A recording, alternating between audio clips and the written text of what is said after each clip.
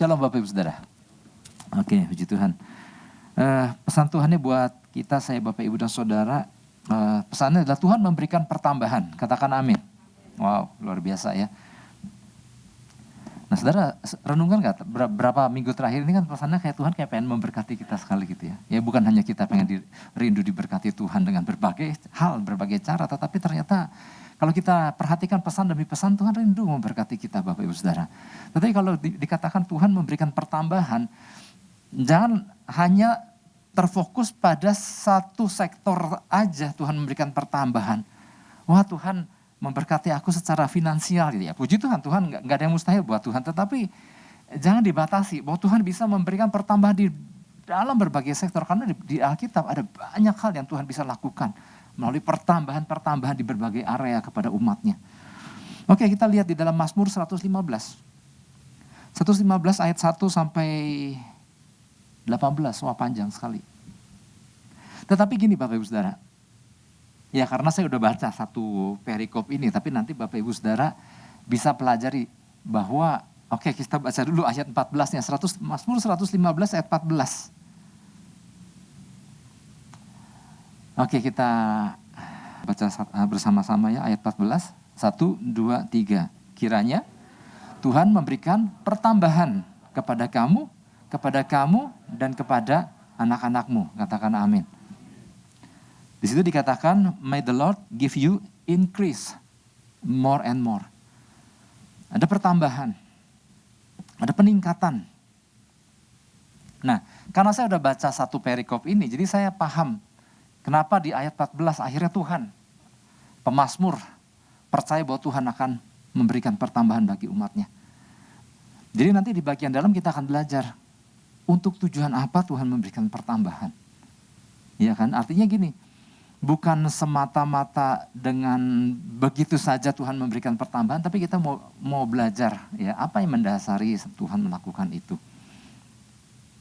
Nah, oke, Mazmur ini sebetulnya merupakan satu pernyataan iman daripada umat Tuhan, umat Israel pada waktu itu. Ya, sesudah mereka lepas dari masa pembuangan.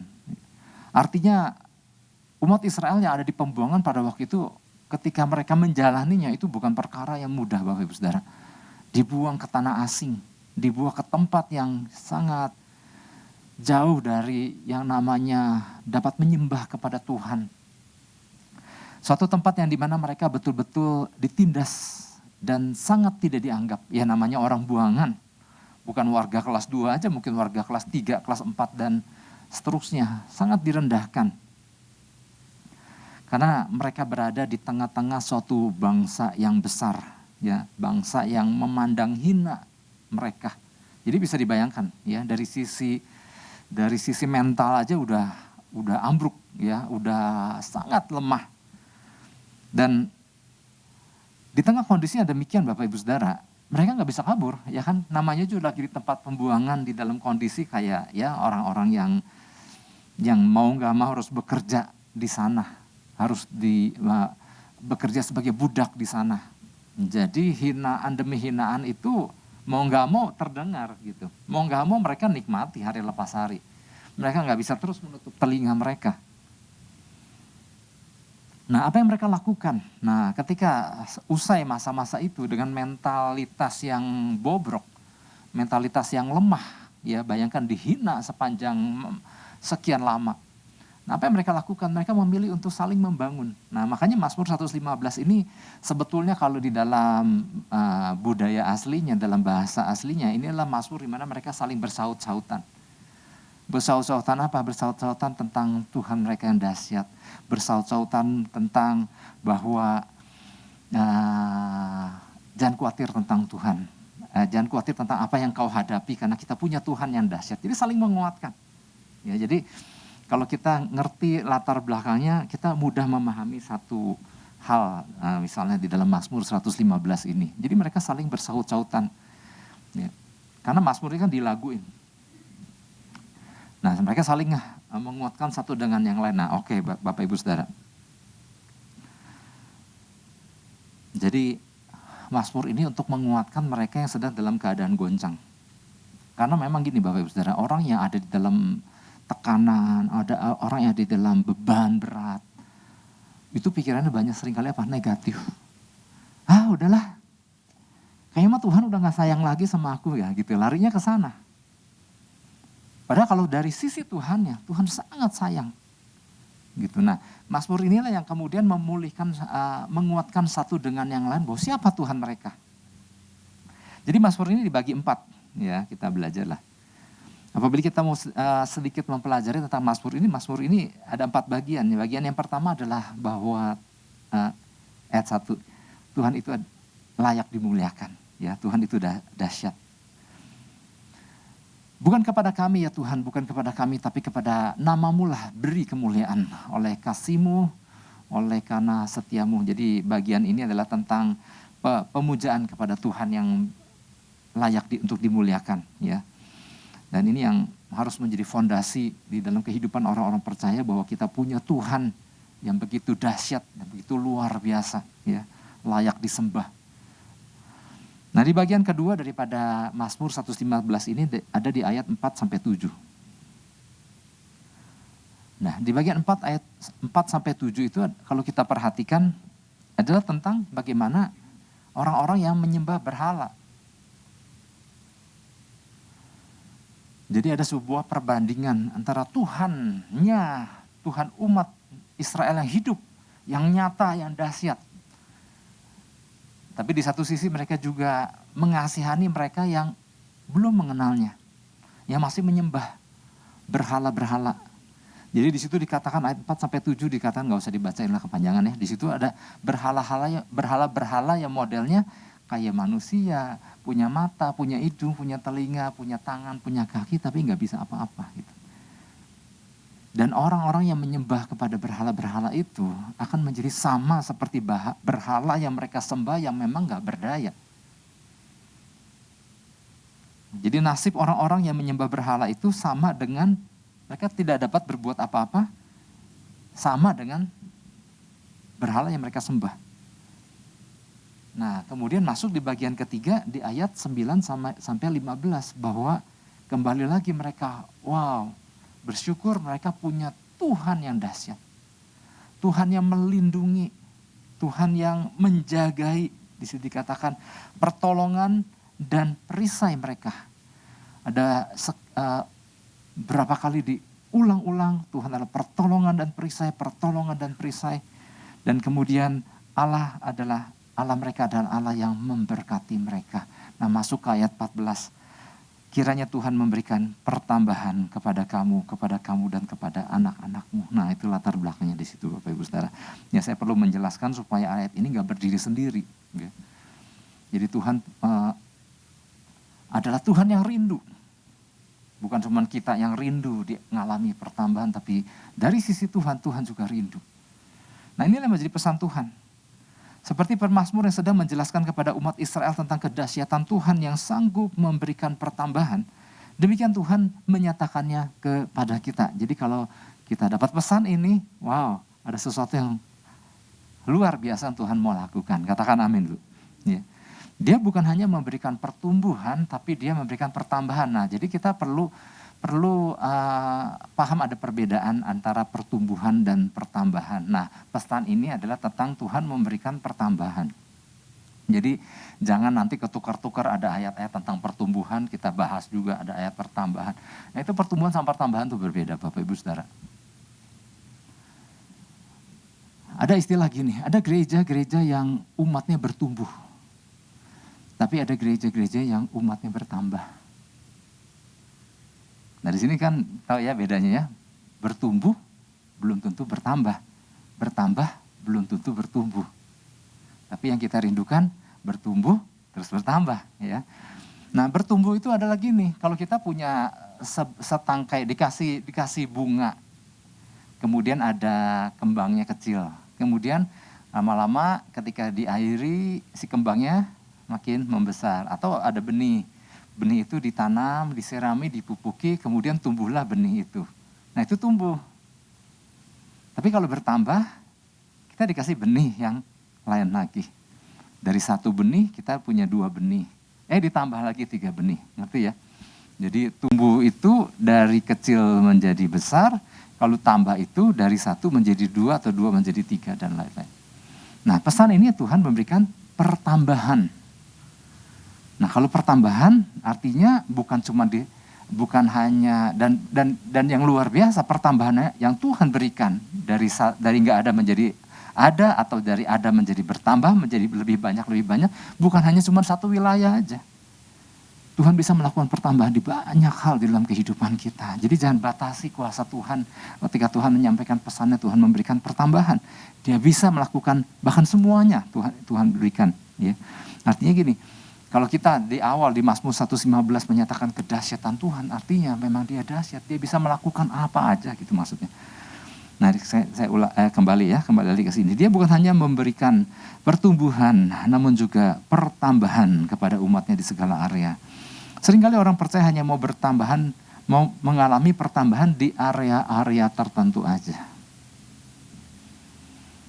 Ya, pernah saya sampaikan ya, kalau udah pesannya pertambahan, fokusnya udah apa? Uang, tambah ini, ada secara finansial. Sebetulnya itu adalah salah satu bagian yang Tuhan bisa tambahkan. Oleh sebab itu, kenapa kita nggak kayak Salomo, ketika Salomo ditawarkan, apa yang ingin, mintalah apa yang aku hendak berikan kepadamu. Salomo bisa minta kekayaan, Salomo bisa minta banyak hal, Salomo bisa minta nyawa musuhnya. Tetapi dia berkata, aku butuh hikmat Tuhan. Ini keren banget. Nanti di bagian dalam saya jelasin juga tentang sedikit tentang hal ini. Nah, waktu Tuhan kasih hikmat karena dia memang sesuai, klop dengan apa yang Tuhan rindukan. Dia minta hikmat, dia minta hati yang bijak, dia minta wisdom. Di dalam mengelola umat Tuhan, mengelola siapa? Bukan untuk kepentingan dia, untuk kepentingan umatnya Tuhan. Maka apa yang Tuhan lakukan? Dia kasih hikmat sama Salomo. Ternyata bukan hikmat aja kan, kita udah hafal kisahnya. Tuhan kasih kekayaan, Tuhan kasih kemuliaan, Tuhan kasih umur panjang, Tuhan kasih nyawa musuh-musuhnya. Nah, nanti di bagian dalam ada satu pertanyaan, kenapa dia minta hikmat, Tuhan bisa kasih banyak hal? Artinya gini, Tuhan bisa kasih apa aja, Tuhan bisa kasih, asal kita ngerti prinsipnya. Ya. Melalui pesan ini kita belajar sama-sama sesuatu ya, prinsip tentang hal pertambahan. Ya, seringkali orang percaya hanya mau pertambahan di area-area tertentu saja. Namun Tuhan sesungguhnya mau kita bertambah di berbagai area kehidupan.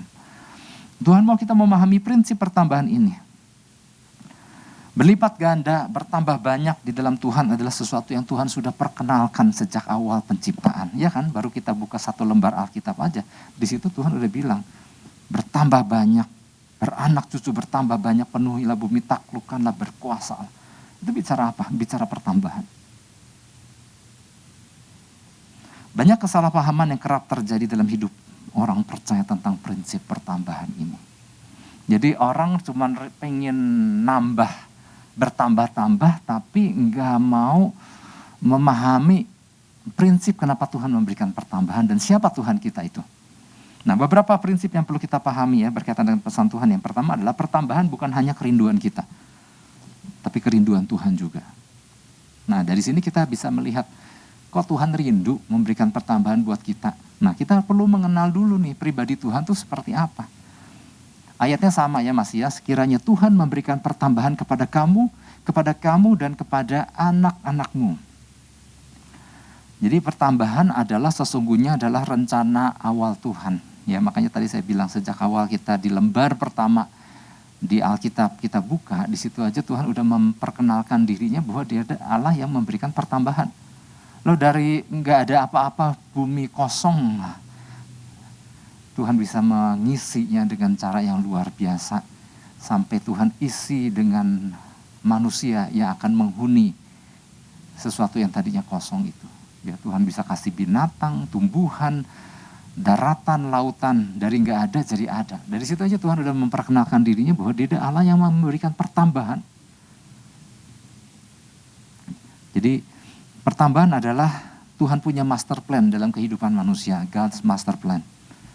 Ya, dari laki-laki yang segambar serupa dengan Tuhan, dan kemudian ada perempuan yang segambar serupa dengan Tuhan, dan waktu dipersatukan, ada pertambahan nggak? Ada pertambahan.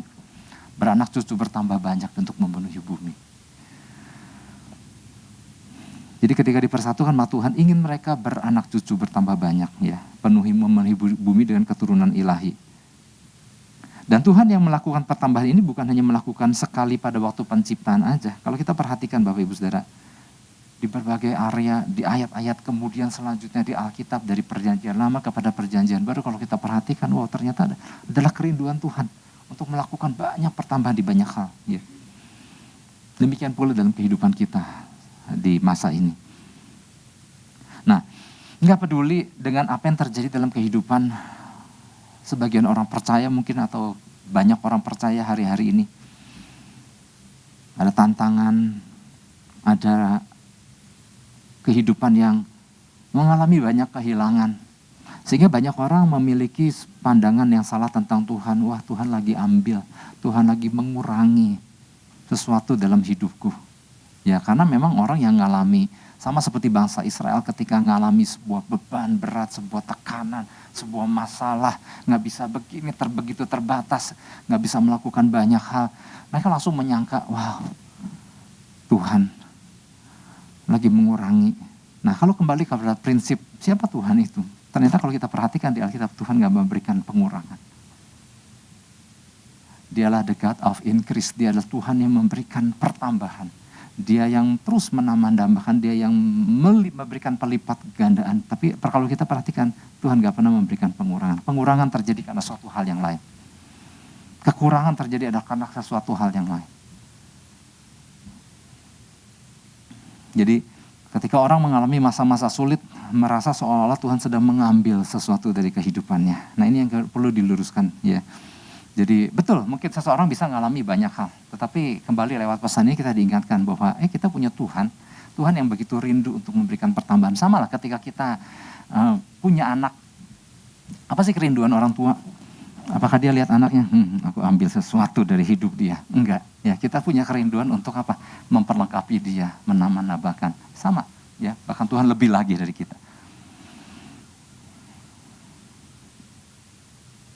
Atau ada orang-orang percaya yang punya berpikiran gini, ya betul, Tuhan bisa memberikan pertambahan, tapi dia juga suka memberikan pengambilan, pengurangan. Oh bukan, ya. Kalau kita perhatikan pribadi Tuhan, dari sejak perjanjian lama sampai perjanjian baru, sebenarnya Tuhan rindu terus memperlengkapi kita. Ya. Misalnya seperti tadi, ya, Tuhan mau umatnya bertambah banyak memenuhi bumi, itu kerinduan Tuhan. Kemudian apalagi, saya hanya ambil sedikit-sedikit daripada secuplik demi secuplik, ya. Abraham aja waktu Tuhan menjanjikan Abraham keturunan. Dan tadinya kan mereka nggak punya keturunan kan. Tapi Tuhan memberikan keturunan kepada Abraham. Bukan cuma satu orang, Ishak aja loh. Tuhan menjanjikan keturunanmu akan seperti bintang di langit dan pasir di pantai.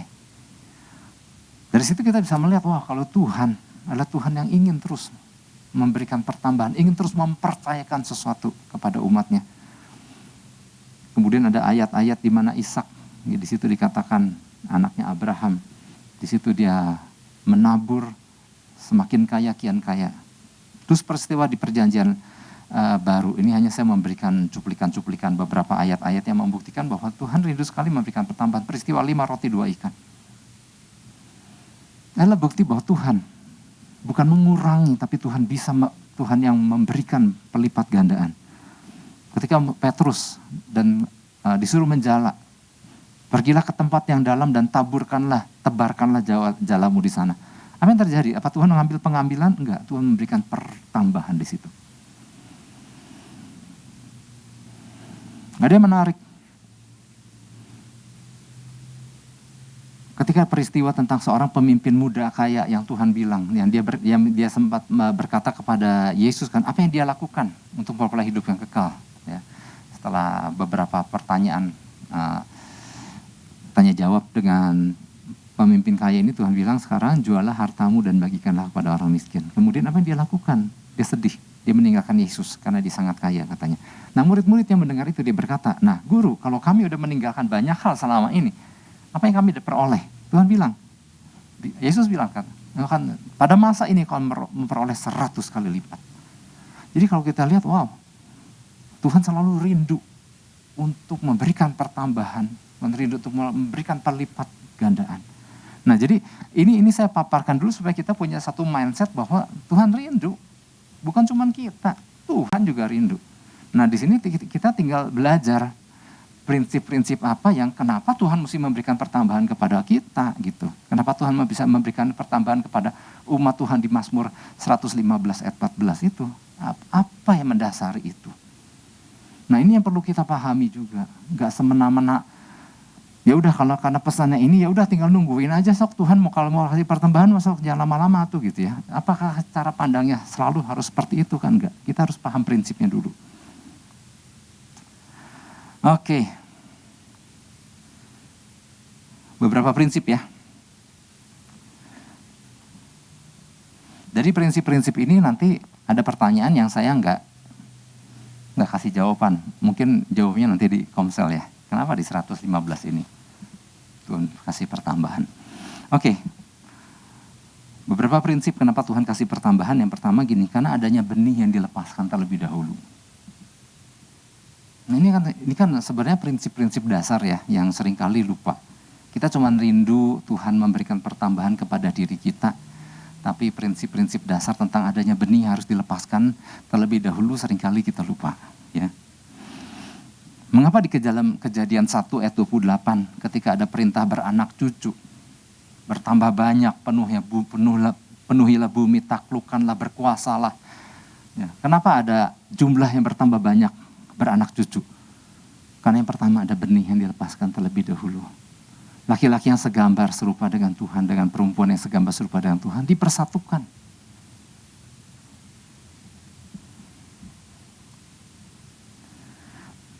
Mengapa di Kejadian 26 yang tadi saya sempat singgung tentang Ishak yang di situ dikatakan bertambah kaya, kian kaya, semakin kaya.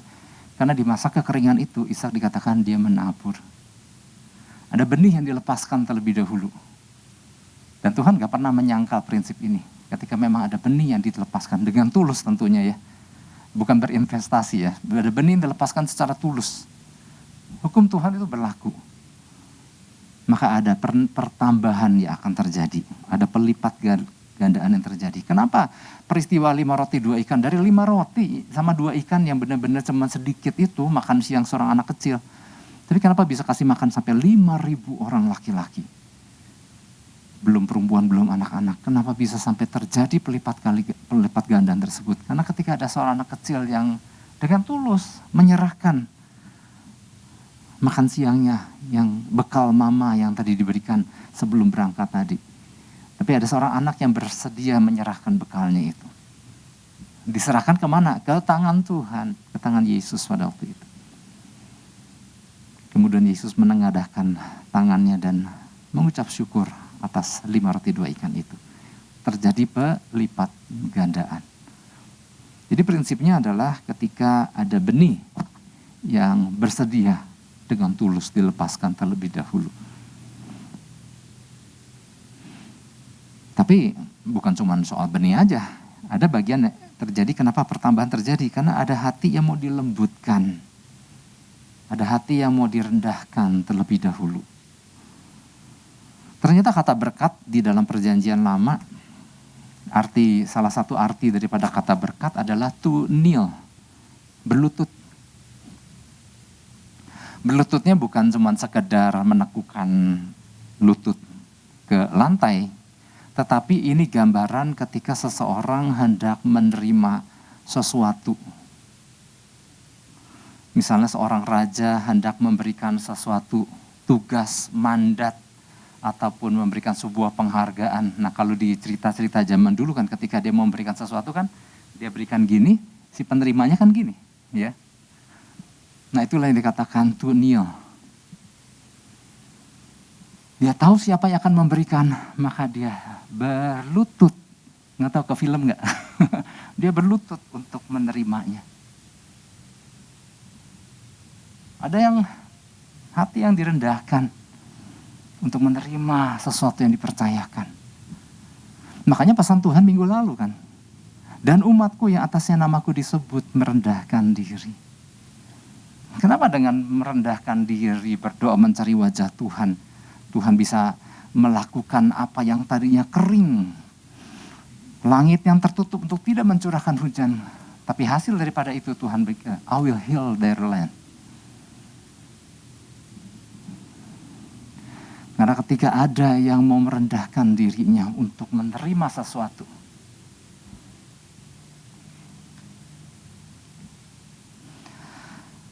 oke, terus apa lagi? Jadi ketika ada orang yang mau sungguh merendahkan dirinya kepada Tuhan, maka itulah awal mula sesuatu dicurahkan, sesuatu ditambahkan sama Tuhan. Terus apa lagi? Ketika ada hati yang mau mendekat. Kenapa mau mendekat? Karena mau nempel sama pokoknya. Kita bawa selang kosong nih. Ketika kita nempelin di toren air, kita bikin sambungan. Keluarlah aliran-aliran air. Ya. Karena ada hati yang mau mendekat. Ada yang mau mengenal Tuhan. Ada ya, mengenal melalui hubungan. Dan kita tahu yang disebut yada itu hubungannya, hubungan intim suami istri yang menghasilkan sesuatu. Jadi ketika mau mendekat, menjalin sebuah keintiman dengan Tuhan, maka mulai terjadi pembuahan. Makanya kalau kita ingat Bapak Ibu Saudara, kisah Ayub. Ayub kan kehilangan banyak hal kan ya. Di akhir kisah Ayub di pasal 42 kan, Ayub ngalami apa? Bukan sekedar pertumbuhan, bukan sekedar pertambahan, tapi pengenalan akan Tuhan yang membuat terjadi pertambahan. Semua yang hilang kan didobel kan kalau kita hitung. Yang di pasal-pasal awal dia mengalami kehilangan, di pasal-pasal akhir itu, kalau kita jumlah semuanya double. Anaknya double, hartanya double, dan lain-lain. Kecuali yang nggak disebut apa, istrinya nggak double di situ. Itu terjadi ketika apa? Ketika ada pengenalan. Yang tadinya kenal Tuhan dari apa kata orang. Nah dia kenal karena dia ngalami pribadi dengan Tuhan. Ketika ada carang yang mulai melekat pada pokoknya. Secara langsung, menjalin langsung pengenalan itu. Maka prinsip hukum Tuhan, otomatis ada yang keluar. Tapi seberapa banyak yang orang mau menjalin kedekatan sama Tuhan, karena lebih suka pengen berkatnya aja gitu. Kenapa sih Tuhan kok enggak juga sih? Nah gitu. Tapi mana hubungan pribadi yang mau dijalin dengan Tuhan? Merendahkan diri untuk datang sama Tuhan. Kan orang lebih pengen cuma pertambahannya aja. Tapi kalau kita ngerti prinsipnya, pertambahan terjadi waktu kita menjalin pengenalan akan Tuhan.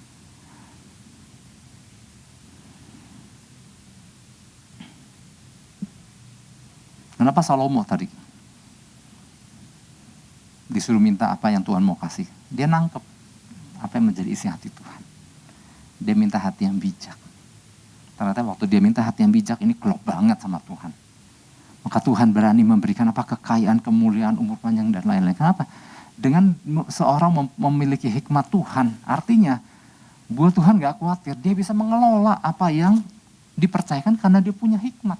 Kenapa ada orang yang Tuhan belum mempercayakan sesuatu yang besar? Kenapa? Gak punya hikmat.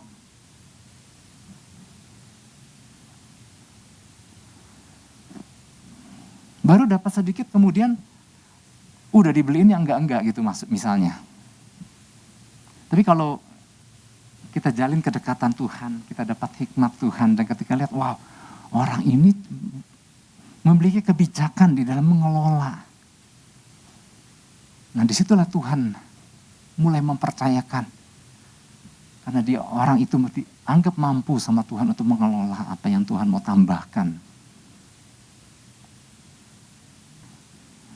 Jadi pertama-tama di poin yang pertama ini adalah pertambahan bukan cuma kerinduan kita, tapi juga kerinduan Tuhan. Nah, oleh sebab itu kita perlu paham dulu siapa Tuhan kita. Karena Tuhan kita adalah the God of increase. Orang pribadi Tuhan yang gak segan-segan untuk memberikan pertambahan karena dia selalu ingin memberikan, menambah-nambahkan sesuatu. Ya. The God of multiplication, ya kalau kita pernah dengar itu. Jadi Tuhan kita ternyata nggak melakukan subtraction, dia melakukan multiplication. Oke, itu yang pertama. Yang kedua adalah pertambahan. Terjadi kadang bukan sesuatu yang instan. Pertambahan terjadi melalui proses pengeraman. Jadi agak berbeda dari poin yang pertama. Poin yang kedua adalah bukannya Tuhan nggak kasih pertambahan, tetapi pertambahan itu sedang dalam proses dari pembuahan hingga sampai kelahiran. Oleh sebab itu, pertambahan itu kadang-kadang terjadi melalui proses pengeraman. Jangan sampai keguguran kandungan. Karena lama menanti kelahiran nggak kunjung tiba, seperti kisah Abraham, kisah Sarah dan Abraham kan. Kayaknya mah bukan dari aku nih kandungan. Bayangin aku udah tua begini, kata Sarah. Ya udah Abraham, kau ambillah dari salah seorang hambaku itu Hagar dipilihnya. Nah, karena lama menanti dan disangkanya memang Tuhan gak kasih, hampir keguguran. Ya sempat keguguran sih sebetulnya, sempat gak jadi benih itu. Dan sempat beralih dengan lahirnya seseorang. Tapi kemudian kan di situ lewat peristiwa itu diingatkan lagi bahwa Tuhan yang dimaksud keturunan Abraham adalah dari kandungan istrimu, Sarah. Nah kemudian ya proses pengeraman terus dilanjut sampai akhirnya lahir. Ayatnya masih sama Bapak Ibu Saudara, di Mazmur 115 ayat 14. Kiranya Tuhan memberikan pertambahan kepada kamu dan kepada anak-anakmu.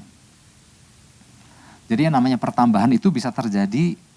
Nah, dari sisi jenis pertambahannya bisa apa aja Tuhan berikan, tapi juga bisa pertambahan secara linear ya, dari satu orang kepada keturunan sama dengan Abraham, Ishak dan Yakub. Tuhan memberikan pertambahan kepada kamu dan kepada anak-anakmu.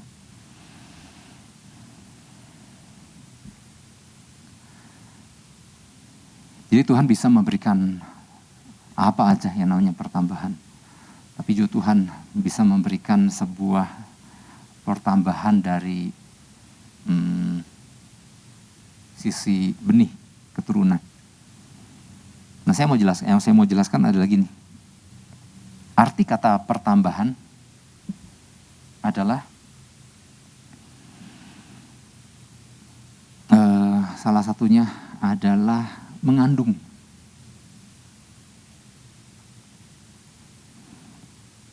Bukan artinya pertambahan mengandung, pertambahan kau mengandung. Pertambahan adalah proses mengandung hingga melahirkan.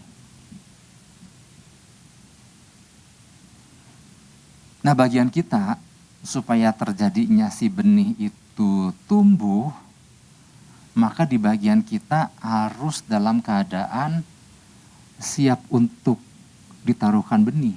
Harus dalam keadaan subur. Misalnya lagi membayangkan, apa sih kayak membayangkan perempuan mengandung. Harus ada benih dulu. Makanya kalau kita lihat di dalam Kejadian 1 ayat 28.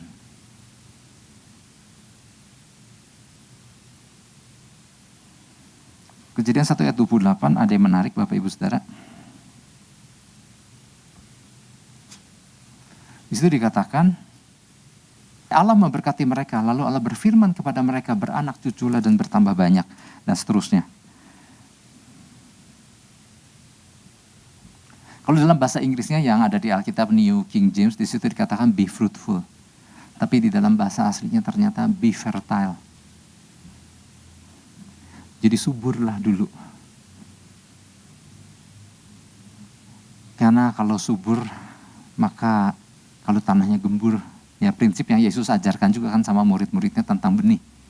Si tanah itu harus tanah yang baik dulu. Tanah itu harus tanah yang gembur dulu. Makanya kan kita sering dengar pengajaran bahwa kalau datang beribadah sama Tuhan, hatinya digemur lewat pujian, ya kan? Supaya gampang nanti ditaburi firman. Ya prinsip ini sama.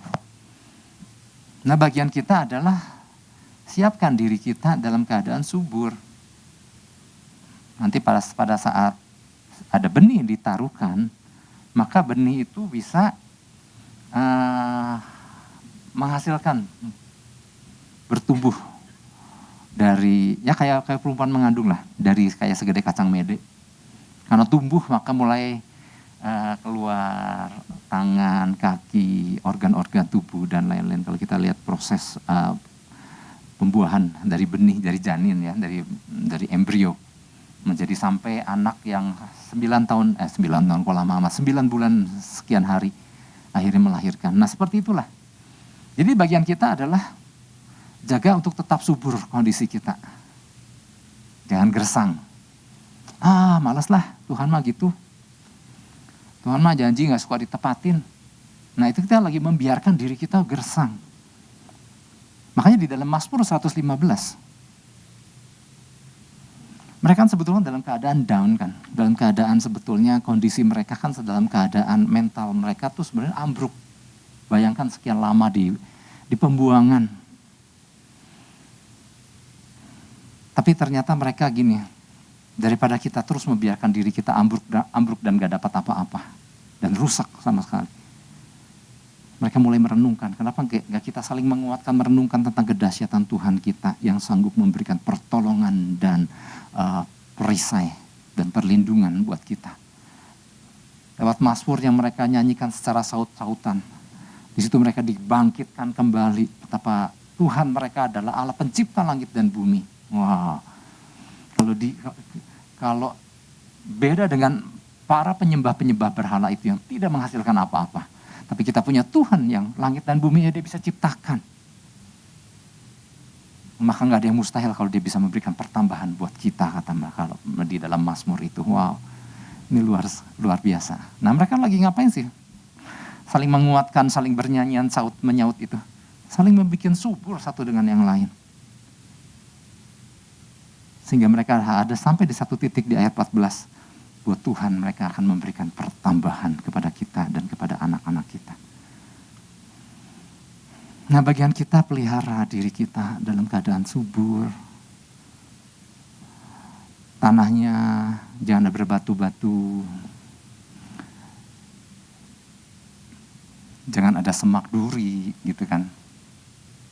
Nah kadang-kadang kita membiarkan segala kepahitan, membiarkan segala kekecewaan, membiarkan segala keinginan dunia sehingga menghimpit si benih itu. Ini di dalam perumpamaan tentang tanah dan benih itu. Nah bagian kita adalah bikin subur. Ya, kalau memang ada bebatuan istilahnya nih ya udah kita korek-korekin dulu bebatuannya. Makanya kita ingatkan Yusuf. Dia kan lagi mengandung sebetulnya kan dari waktu saat usia 17 itu kan dia sebenarnya kan dapat visi dari Tuhan. Bahwa dia akan jadi sesuatu yang luar biasa di depan sana. Nah benih awal itu dia kan kandung terus kan, dia arami terus.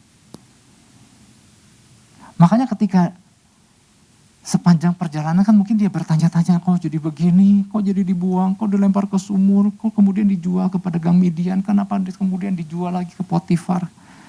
Kemudian kenapa jadi penjara, masuk penjara. Kalau dia mau matiin benih itu Yusuf bisa. Tapi enggak, dia akan jaga terus kandungannya. Mungkin kandungan mulai agak membesar dia agak jaga hati. Lu jangan sampai keguguran. Padahal lagi dalam keadaan susah sekali. Dalam keadaan lagi enak-enak di Potifar, ditaksir sama istrinya, mesti kabur, di penjara, difitnah. Lagi ketemu kakak-kakaknya. Nah, giliran gua balas dendam nih, kenapa hidup gua jadi gini? Enggak. Dia enggak menyimpan batu-batu, kerikil-kerikil dan semak-semak duri. Dia enggak simpen itu. Kalau dia mau balas dendam, dia sangat bisa karena dia dalam posisi yang sangat memungkinkan. Tapi kenapa? Dia selama kan mengerami, dia bersihkan semua. Sehingga ramannya itu tumbuh subur. Sampai jadi sesuatu. Nah dalam kehidupan kita Bapak Ibu Saudara, oleh sebab itu benihnya harus ada dulu. Subur dijaga. Ya. Apa yang kau sedang erami janji Tuhan, apa yang sedang kau erami, apa ya? Aduh apa ya? Nah kalau kita gak punya benihnya juga, apa yang mau dierami? Nah oke, taruh kata kita udah punya benih itu, nah erami baik-baik.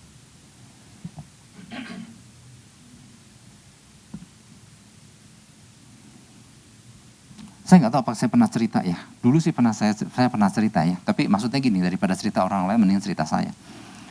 Saya pada waktu saya menjadi asyir, ada seorang hamba Tuhan di gereja yang waktu itu saya melayani. Jadi asyir pun jadi asyir yang baru berapa kali gitu ya. Dulu mah jadi asyir pakai jas. Ketika gereja setempat mengundang seorang hamba Tuhan, waktu hamba Tuhan itu naik ke mimbar, ya saya ingat sekali karena hamba Tuhan ini belum lama meninggal. 1-2 minggu yang lalu. Dia berkata, kamu yang memakai jas biru, kamu akan menjadi hambaku, kata Tuhan. Dan saya nggak menyadari bahwa dia sedang menunjuk saya, karena saya pikir dari semua juga banyak yang pakai jas gitu. Kamu yang jas biru. Saya mulai memperhatikan yang pakai jas biru cuman gue gitu. Siapa saya? Di situ saya nangis. Ya nggak ada cita-cita mau jadi hamba Tuhan. Tetapi entah kenapa di situ saya hancur hati gitu ya. Apa tetap pengen jadi hamba Tuhan? Saya bilang, saya nggak mau gitu ya. Tetapi entah kenapa saya. Nah, terus itu yang namanya terngiang-ngiang hari lepas hari. Kalau ditanya, wah jadi hamba Tuhan, enggak, siapa yang mau gitu ya. Tetapi saya bukan diam-diam mempersiapkan diri, saya nggak nyiapin pakai apa gitu. Tetapi benih itu selalu, jadi ada terus gitu. Rasa keingintahuan, ingin terus tumbuh dan lain-lain. Hari itu ada 2 orang. Dan kamu satu lagi, seorang anak muda. Dan saya belum bertemu hari ini. Dia seperti apa, karena waktu itu di dalam keterikatan narkoba. Pilihannya adalah apa dia mau terus pelihara benih itu, dierami. Karena saya pernah melayani seseorang, dia dikatakan, Pak, saya sebetulnya dinubuatkan menjadi seorang hamba Tuhan. Nah, orang yang lagi saya layani itu adalah orang yang udah babak belur jatuh bangun di dalam dosa lama. Saya bilang, benihnya dahsyat. Tuhan telah memilih engkau menjadi seorang hamba Tuhan. Tapi engkau nggak pernah ngerami, engkau nggak kelihatan lagi mengandung. Engkau lagi menjalani sebuah kehidupan yang berbeda.